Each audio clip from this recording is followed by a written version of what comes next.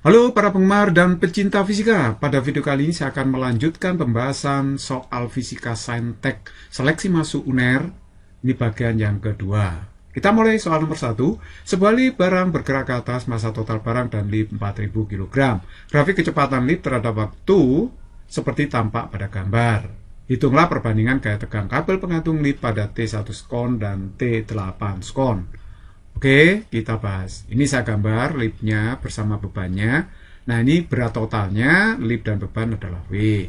Lip ini bergerak ke atas, percepatannya A, T itu adalah tegangan talinya ya. Oke, nah ini gambar grafik hubungan antara kecepatan terhadap waktu. Nah, kalau kita lihat pada T0, lipnya mula-mula diam, terus kemudian dipercepat dalam waktu 2 detik, kecepatannya 4, terus bergerak dengan kecepatan konstan, kemudian diperlambat. Nah, sekarang perhatikan pada T1,5 skon, lip itu naik dengan percepatan. Lihat ya, dari 0 sampai 2, ini termasuk 1,5 skon. Ini ada percepatannya di sini. Kalau dengan percepatan, berarti percepatan itu akan mempengaruhi tekanan tali ya. Jadi, ingat bahwa kalau mencari percepatan pada T1,5 skon, ini selang waktu antara 0 dan 2, ini 1,5 skon, itu berarti kita harus mencari gradien dari garis miring ini. Gradien garis miring sama aja dengan tan ya. Jadi percepatannya A tan alfa. Tan alfa berarti 4 dibagi dengan 2, yaitu 2. Jadi percepatannya pada T1,5 skon itu ya 2 meter per skon kuadrat. Pada saat itu tegangan talinya berapa ya? Mudah sekali, sigma Fm kali A, T searah percepatan positif, T dikurangi W sama dengan M kali A. Jadi T, W-nya karena 4000 berarti beratnya 40.000 kali G, G-nya 10, kalau nggak tahu ya. Kalau G-nya nggak tahu dianggap 10. W itu M kali G. M-nya 4000, A-nya adalah 2. Jadi ini hasilnya berapa? 8000 ditambah 40.000, 48.000 Newton. Nah, sekarang pada T8 skon, 8 skon itu di mana? Ini, di sini, selang waktu 2 sampai 10, berarti dia sedang bergerak konstan. Lip naik dengan tanpa percepatan berarti, karena bergerak dengan kecepatan yang konstan, berarti GLB ya. Nah, kalau GLB percepatannya 0, berarti sigma Fm kali A, nanti A-nya 0 di sini. Nah, pada saat T8 skon, tegangan talinya berapa? Berarti T aksen dikurangi W, saya namakan T aksen ya, dikurangi W sama dengan M kali A, tapi A-nya 0. Jadi akhirnya T aksen min W 0, berarti T aksennya sama dengan W. W-nya adalah 40.000 Newton, gitu ya. Jadi kalau begitu, jika kita bandingkan T dengan T aksen ya, yaitu 48.000 dibagi 40.000, jadinya berapa ini? Jadinya adalah 48 bagi 40 atau 6 dibanding dengan 5. Jadi kalau gitu jawaban yang tepat adalah B. Nomor 2. Benda bermassa 1 kg dan 5 kg dibongkar sebuah katrol. Apakah massa katrol dan tali? Katrol kemudian ditarik ke atas oleh gaya F 80 Newton yang konstan. Pernyataan yang benar di bawah ini adalah yang mana? Oke, kita bahas ya. Saya gambar dulu gaya-gaya pada sistem ini. Ada tegangan tali di sini, kemudian ada gaya menarik ke atas F, M1, M2 massa kedua balok ya, W1, W2 beratnya. Nah, kita bahas tinjau katrol dulu. Pada katrol berlaku sigma Fm kali A, M massanya katrol ya di sini. Berarti F min 2T, F min 2T itu harus sama dengan 0. Loh kok 0? Karena massa katrol diabaikan ya. Jadi massa katrol 0. Sehingga saya bisa nulis tegangan tali itu setengah dari F. Gitu kan. Berarti T-nya saya tahu. Setengah kali F-nya 80 berarti 40 Newton. Nah dari T yang tahu kita bisa meninjau M1 sekarang. Nah M1 berlaku sigma Fm kali A. Sigma F-nya adalah T dikurangi dengan W1 sama dengan M1 kali A1. T-nya kita masukkan 40, W1-nya 30 ya. Berarti kan masanya 3, berarti beratnya 30. Masanya 3 saya masukkan, berarti ini 10 dibagi 3 ini ya. A1-nya 10 bagi 3 meter per skon kuadrat. Nah ini katanya benda M1 naik dengan percepatan 2 meter per skon kuadrat. Jelas salah kan? Kan 10 per 3 ya. Benda M1 tertahan di tanah juga enggak, karena ini ada percepatan yang positif, berarti M1 terangkat naik. Nah sekarang tinjau M2, sigma Fm kali A. Sigma F-nya T min W2 kan. T min W2 Jadi T-nya 40, W2-nya 50, M25 kali A2. Nah, sekarang berarti A2-nya ketemu minus 2 meter per sekon kuadrat. Awalnya benda ini diam kan? Kok dapat percepatan minus? Artinya tetap diam di tempatnya. Artinya dia tertahan di tempatnya gitu. Kan nggak mungkin turun. Jadi dia tertahan di tempatnya. Artinya balok kedua itu tidak terangkat. Gitu kan ya. Nah oke, sekarang mari kita perhatikan. Benda M2 naik dengan percepatan 10/3. Salah kan? Benda M2 tertahan di tanah. Nah ini, betul ini. Benda M2 yang tertahan di tanah, M1 yang naik. Nah, perhatikan di sini sekali lagi ya. A1 itu positif. Artinya apa? Benda M1 naik. A1 negatif. Apa artinya? Berarti benda M2 tertahan di tanah. Jadi jawaban yang tepat di sini berarti D. Ya, benda M2 tertahan di tanah. Nomor 3, truk pemadam kebakaran membunyikan sirine dengan frekuensi F1 mendekati seorang polisi yang berdiri di tepi jalan. Pada saat mobil mendekati polisi, frekuensi bunyi yang didengar polisi F2. Pada saat truk berhenti sebentar di depan polisi, polisi itu mendengar frekuensi F3. Ketika menjauhi, mendengar frekuensi F4. Hubungan di bawah ini yang benar adalah yang mana? Coba ya, ini berkaitan dengan efek Doppler. Frekuensi bunyi yang didengar pendengar itu bisa berubah asalkan ada gerak relatif antara sumber dengan pendengar. Nah ini maksud saya, ini jalan maksudnya. Ini ada polisi berdiri di tepi jalan.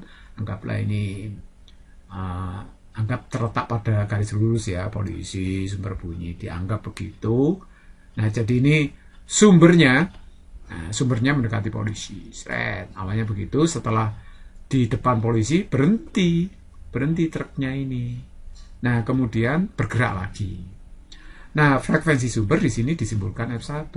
Frekuensi yang didengar polisi dari waktu sumber mendekat itu F1. Simbolnya F2 kalau di soal ini ya. Nah, sedangkan waktu dia sumbernya diam di depan polisi, nah itu frekuensi yang didengar polisi itu adalah Fp2, F3. Nah, setelah menjauh Fp3, F4. Gitu ya. Oke, nah sekarang kalau efek Doppler kita pakai rumus ini kan, ya. Tapi kita nggak pakai rumus nggak apa-apa. Artinya begini, kalau ada sumber mendekati pendengar, suara itu kan semakin keras. Nah kalau semakin keras berarti artinya bahwa sumber itu mendekat. Berarti jumlah getaran per detik dari sumber yang diterima telinganya polisi itu kan lebih tinggi. Oleh sebab itu kalau sumber mendekati polisi, polisi akan mendengar frekuensi yang lebih tinggi. Jadi nanti Fp1 lebih besar daripada Fs gitu. Ya, tapi Fp1 kan F2. Fs itu F1 simbolnya di situ. Jadi F2 lebih besar dari F1. Ya kan? F2 lebih besar dari F1. Oke, terus kemudian kita lanjutkan. Fp2 sama dengan Fs. Loh kok bisa? Karena ini diam. Ya kan? Kan diam. Sama dengan sumbernya. Sumbernya F1, berarti Fp2 sama dengan Fs, saya bisa tulis F3 sama dengan F1, karena Fp2 itu F3. Nah, sedangkan Fs kan F1 simbolnya, jadi F3 sama dengan F1, kan gitu. Oke? Jadi kalau kita lihat persamaan ini yang menuju mana ya? Sebenarnya sudah kita bisa jawab itu ya. Kalau Fp3 lebih kecil dari Fs, karena menjauh suara semakin sayup-sayup. Berarti jumlah getaran per detik yang diterima semakin kecil, frekuensi turun yang didengar. Jadi Fp3 lebih kecil dari frekuensi sumbernya. Berarti artinya apa? F4 lebih kecil daripada F1, kan gitu ya. Nah, terus kemudian Fp1 lebih besar dari Fp2, lebih besar dari Fp3 berarti ya kan. Jadi artinya ini F2 lebih besar dari F3, lebih besar dari F4. Jadi kalau kita lihat jawaban yang tepat di sini kan E ya. Oke. Nomor 4, suatu benda dengan modulus Berg 1,5 kali 10 pangkat 8 Newton per meter kuadrat berada dalam cacar air dengan massa jenis tertentu. Mula-mula benda terletak pada kedalaman 100 cm memiliki volume 1000 cc. Dan ketika diletakkan pada kedalaman 1300 cm, volumenya mengecil menjadi 99 cc. Ya, 999 cc. Cc itu cm kubik ya. Cm pangkat 3. Bila percepatan gravitasi setempat 10, maka massa jenis cacar air tersebut adalah berapa ya? Oke, kita jawab. B. Modulus Berg diketahui dalam soal. Nah, pada kedalaman H0 100 cm, nah ternyata VO-nya, volume awal dari benda itu adalah 1000 cc. Nah, Terus pada kedalaman H1 lebih dalam lagi 1300 cm itu volumenya jadi 99. Kenapa kok mengkerut ya? Mengecil ya karena kena tekanan ya. Tekanan hidrostatis juga tekanan udara luar sebenarnya ya kan. Nah, kalau tanya rho-nya itu mudah. Nah, B itu apa sih rumusnya kan ini. Modulus Book itu berapa perubahan tekanan yang dialami benda dibagi perubahan volume dikalikan volume awalnya. Nah, ini tandanya minus ya, karena kalau ditekan itu mengkerut, volumenya mengkerut, berkurang. Sedangkan tekanannya itu ya bertambah, gitu kan ya. Oke, jadi kalau begitu B-nya saya tulis seperti ini, saya uraikan ya. Delta P itu berarti perubahan tekanan pada kedalaman tertentu ya berarti sama dengan rho G delta H. Kalau rho G kan tekanan hidrostatis ya sebenarnya. Jadi rho G delta H itu berarti delta H adalah selisih kedalamannya. Selisih H1 H0 gitu ya. Oke, jadi tinggal saya masukkan aja modulus Book-nya ini. Naruhnya ditanya, saya masukkan G-nya 10, delta H-nya 13 meter kan, dikurangi 1 meter, ini saya meterkan ya. Nah, sedangkan VO-nya adalah 1000 cc, tetap cc ini, cc, ini juga cc gitu. Oh, tidak masalah. Kalau ini menggunakan SI berarti nanti rho-nya dalam SI ketemunya ya, dalam satuan internasional ya. Jadi kalau begitu hasilnya di sini 12 rho kali 10 pangkat 4 ruas kanannya. Jadi rho-nya ini. Kalau saya hitung dapatnya 1,25 kali 10 pangkat 3 kilogram per meter kubik atau 1,25 gram per sentimeter kubik. Oke? Seperti itu. Jadi jawaban yang tepat adalah E. Nomor 5, sebuah tangki berisi air ditutup dengan piston bermassa M besar dan luas penampang A. Pada piston diletakkan beban bermassa M kecil sehingga tekanan pada kedalaman H dari permukaan air sama dengan P. Tekanan P 300 kPa jika massa beban M 2 kg dan P sama dengan 201 kPa jika tidak ada beban. Ya, jadi tekanan P itu segini jika massa beban 2 kg dan P segini jika tidak ada beban. Tekanan udara luar 10 pangkat 5 Pascal. Jika massa piston adalah 1 kg, maka kedalaman H adalah berapa? Oke, kita jawab pembahasan. Ini gambar saya di sini ya, saya gambar. Ini kedalamannya misalkan Z titik Z, kedalamannya H gitu ya. Nah, ini pistonnya dikasih beban. Jadi piston dan beban itu punya berat, ini akan menekan cairnya. Nah, A itu luas penampangnya, BO tekanan udara luar. Jadi tekanan di titik Z itu yang pertama ditekan oleh tekanan hidrostatis air setinggi H ya. Oleh sebab itu ada rho H, terus kemudian ada tekanan beban yaitu gaya beban dibagi luas. Tekanan itu gaya bagi luas penampang ya, luas penampang bidang tekan. PO itu adalah tekanan udara luar, ini juga menyumbang tekanan di titik Z. Nah, jadi kalau begitu ini saya uraikan, W-nya ini W siapa ya? Beban sama piston. Jadi M plus M kali G ya. Jadi berat total piston dengan beban. Jadi M kali G karena berat ya. Oke, sekarang kita masukkan aja P-nya segini ya, 3 kali 10 pangkat 5 ini kilo soalnya. Nah, kemudian rho-nya air 1000, G-nya adalah 10, H-nya kita bisa cari ini M plus M berarti 1 plus 2 massa beban tambah piston ini ya, piston tambah massa beban. G per A saya biarkan, PO 10 pangkat 5 di sini ya, saya masukkan. Akhirnya saya dapatkan ini saya sebut persamaan 1. Nah, persamaan 2-nya, nah ini ternyata tekanannya 2001 kPa, sama aja ini kan. Nah rho G-nya sama. Tapi kalau tidak ada beban, kalau tidak ada beban berarti piston sendirian, M-nya 1. Di sini maka 1 ke 1, 2-nya hilang, bebannya hilang ya 1. G per A, PO-nya tetap 10 pangkat 5. Nah, akhirnya saya dapatkan persamaan seperti ini. Ini saya sebut persamaan 2. Nah, saya bisa eliminasi hanya di sini ya. Nah, ini saya kurangi aja dua persamaan ini. Persamaan 1 saya kurangi 2, dapatnya ini 3G per A dikurangi G per A ya 2G per A. Nah, sedangkan 10 pangkat H-nya kan hilang. Ya kan? Nah, G per A-nya jadinya saya tahu ini.